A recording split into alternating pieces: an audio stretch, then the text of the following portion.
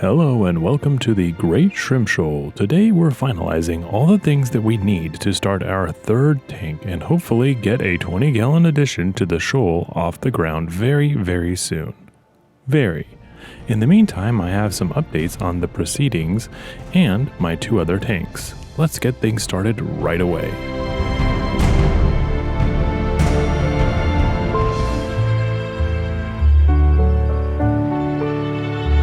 Weeks go by and the shrimp in the forest are now thriving. They've turned from tiny rice-sized specks into big, plump, cooked rice-sized juveniles, and with that comes a new increased reliance on food. They need to eat to grow after all. Week after week I've put in more and more food to keep their numbers up, and just last week I discovered that there were a lot more shrimp here than I had last suspected. So, this tank seems to be doing really well now. I keep feeding and the numbers that show up to take a bite out of the food are pretty consistent. The snails in this tank are also doing really well. They do not have a problem finding the food and taking full advantage. One thing to note is that the size disparity between the young shrimp is persisting. It may be increasing even. Basically, I've noticed that there are some really small juveniles and some rather large ones too. They were all born at the same time, so logic dictates that they should all be the same size. And for whatever reason, that is not true. First, we have to consider the gender of the shrimp, because dwarf shrimp females are larger than their male counterparts. Then we have to consider how well each individual is being fed, because a well-fed shrimp will molt more successfully and therefore gain size more quickly as well. So, all that is to say that you will see a nice range of shrimp sizes in the forest now. And then the matriarch is still puttering around as well. I originally wanted to add a few adults to this community, but I will definitely hold off because as of now, 21 plus shrimp coming out of childhood and into adulthood in this tank may soon find itself overwhelmed. What does that mean for the future of the forest? Well, that's a little bit harder to say because I do not want to disturb what's been going on here. When I've made changes too quickly in the past, that has led to a loss of shrimp, both young and old. So if I am leaving the forest alone for a while, what am I doing with the 20-gallon tank that is currently being prepped? Well, 20 gallons is not too big, and it's not 30. It's most certainly not big enough for filter feeders in my opinion. I was glad that I chose the 30-gallon for the bamboo shrimp because it really seems to fit their personality and support them well. But I would not go any lower than 30 for filter feeders, especially the full-grown adults. In planning out the 20-gallon tank, I have already got the substrate, or what I plan on using for the base. I have plants, decorations, and planting soil all ready to go. I also have a hefty clump of a moss of a type that I can't quite put my finger on. I have been quarantining the mystery moss to make sure that there are no hitchhikers. I have been checking periodically to see that it doesn't have any mussels or snails on it. I got worried when I found a conical snail shell while unpacking the moss, but I haven't noticed any eggs or snail babies roaming around on the moss for the last few weeks during conditioning. Growing outside in the sunlight, the moss has started to increase in size, and hopefully it will be a good option when it comes to decorating the next tank. As for what to populate the tank with, I think I have settled on something now that I am leaving the jade green shrimp in the forest tank. I was initially going to keep it a surprise, but now that I've made my decision, I don't think that keeping it a surprise is worth it anymore, especially considering what I have chosen. I have missed having ghost shrimp in abundance. They didn't really make a good tank mate for the Neocaridina and Neon Tetra. They always seem to be at odds with each other. Ghost shrimp probably do well with snails and little else, so this new 20-gallon tank will be devoted to the often overlooked ghost shrimp. I have a number of ideas on how to decorate it, especially considering now that I know what I'm stocking it with. More on that soon though. I'm getting the final piece this week, so my next video, and I know it. I've been saying it for the last few weeks already now, but no, now I promise. My next video will highlight the process of assembling, filling, and sourcing the shrimp for that tank. Also this week, I fixed the flow problems in the mountains. The filter there is essential for the filter feeders. They need some good water circulation to fill their fans with food that's floating around the tank. So when the filter slowed to a trickle for a second time in as many weeks, I had to act quickly to keep the bamboo shrimp in the zone. A few days later, I had a new pre-filter sponge, but when I went to change the sponge out, I had a rude surprise. As I documented last week, one of the bamboo shrimp had stuffed itself into the filter outflow tube. What I didn't mention at the time was that I was incredibly worried that if I just fixed the filter problem, the shrimp would have been ejected from the tube and any legs or antenna that were caught in the flute would be torn off completely.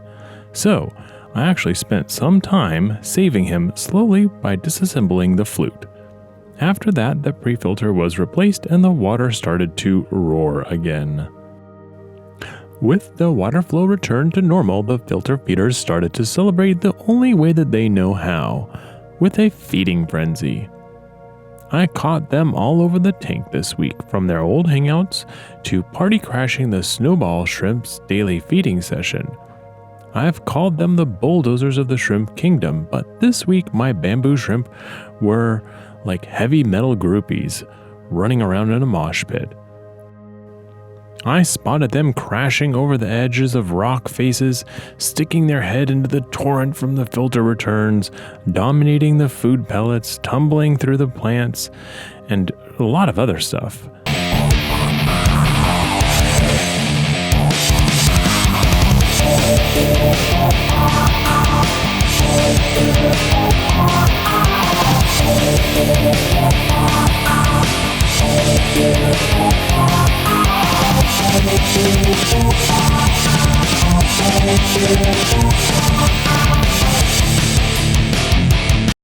These bamboo shrimp were running amok and I was enjoying every second of it.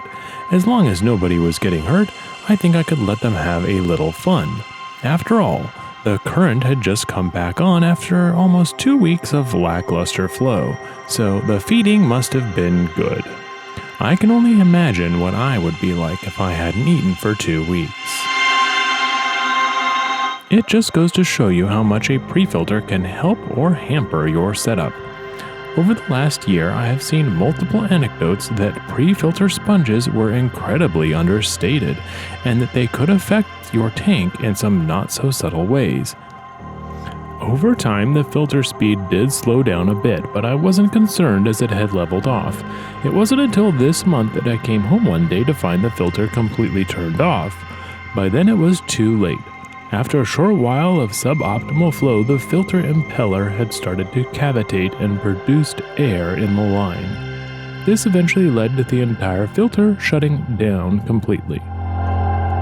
I cleared the sponge a couple of times, but flow was still restricted, and this week, new sponges arrived.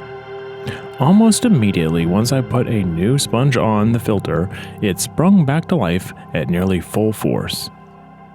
It's a really interesting process that just goes to show you it's always worth checking your mechanical filtration before assuming the worst, like a filter dying. The pre-filter mesh that I had on originally was one with a high porosity, so it's amazing to think that it was now completely clogged and unusable, even after a good rinsing.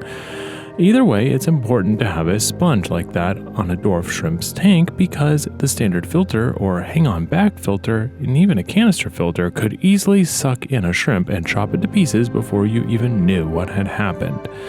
The impellers on all of these filters are very powerful, and they are basically spinning traps formed out of plastic blades that can rotate very quickly, sucking in almost anything.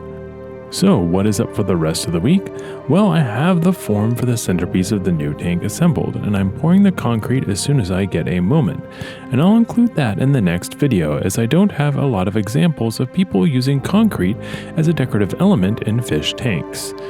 It's really heavy, obviously, but I'm sure that there is another reason that people don't use it that I'm overlooking, so hopefully it's not a massive toxic mess for the shrimp and more of just a difficult thing that very few people are willing to try. I also have a ton of pool filter sand, which I have seen other shrimp keepers use for their darker colored shrimp.